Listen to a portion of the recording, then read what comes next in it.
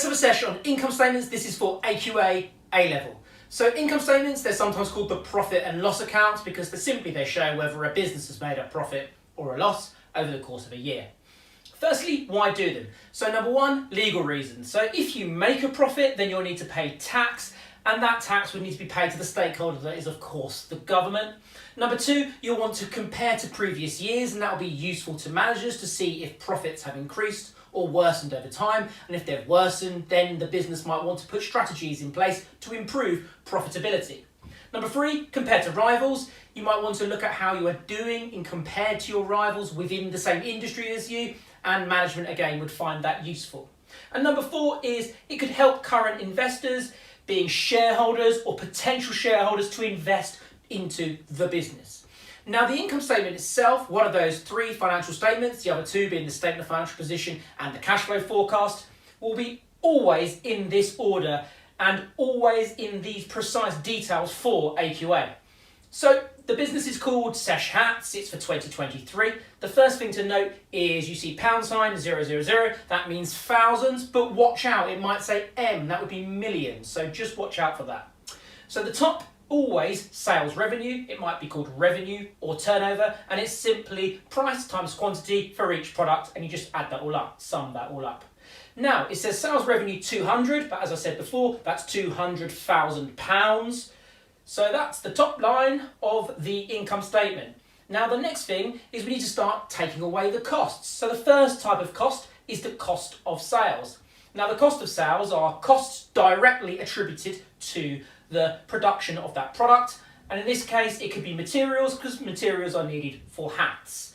So sales revenue, take away cost of sales, and note that it's 50 in brackets. Brackets means negative, so that's £50,000 minus £50,000. And so £200,000 minus £50,000 equals the first of those profits, which is the gross profit. And the gross profit is, of course, £150,000. But that's only accounted for direct costs, those costs directly attributed to the product. Now we need to think about the indirect costs. So we must start looking at the operating expenses. So the operating expenses, essentially the indirect costs, are the ongoing day-to-day expenses that are not directly attributed to the product. That could be marketing for the product, or it could be insurance. And that, you can see there in this income statement, is 100 in brackets, which means negative, so it's a minus £100,000. So therefore, we have operating expenses of £100,000. To get to our next profit, which is operating profit, we do gross profit, £150,000, take away operating expenses, £100,000, and of course that leads to £50,000. And that means our operating profit, which is our second type of profit, is £50,000. Operating profit is essentially your day-to-day profit, so you can see what your profits are when you account for your direct costs and your indirect costs, but not accounting for other things such as other activities, financing costs, or of course tax. Which leads us to the next component. So it might be the business has shares in other businesses, so you might need to account for the profit from other activities. Let's just say for this business it's £10,000, so that's a plus £10,000, it's not in brackets. And the next thing is net finance costs. So it might be you take on loans, maybe you've taken on debt in order to set up your business or expand your business. And therefore, over time, it needs to be paid back in the case of being finance costs, interest essentially. So here it's in brackets, negatives, that's 15, so that's £15,000 are the net finance costs for this business. And then we've got tax that needs to be paid, £5,000. So operating profit, in this case, plus profit from other activities, minus net finance costs, minus tax, gets to your profit for the year, which is essentially your net profit. It's the bottom line. And in this case, 50 plus 10, take away 15, take away 5, comes to £40,000. And that is the bottom line. That's the profit for the year.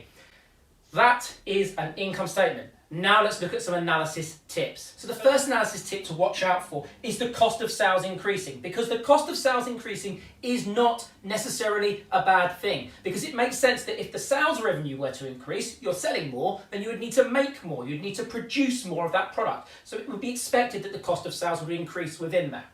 So that's the first thing to watch out for. Number two is maybe a business is unhappy with their gross profit, and the way they're going to solve that problem is by reducing the cost of sales. But if you reduce the cost of sales, that might be because you find a cheaper supplier, but that supplier might have a worse quality, and a worsening in quality might lead to lower sales. Something to consider there.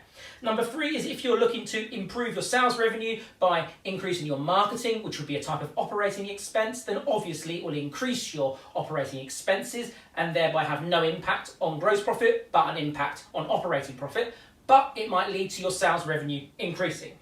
Number four is that operating profit is an operating indicator because it does not include any of these things here, particularly those net finance costs, which is essentially debt that might be to set up or expand your business. But profit for the year is a more overall indicator. It accounts for everything, the direct costs, the indirect costs, and the other stuff. And the last thing to think about is income statements are useful for ratio analysis, and more details on ratio analysis, click the card up there. I hope that helps. I'll see you at the next sesh.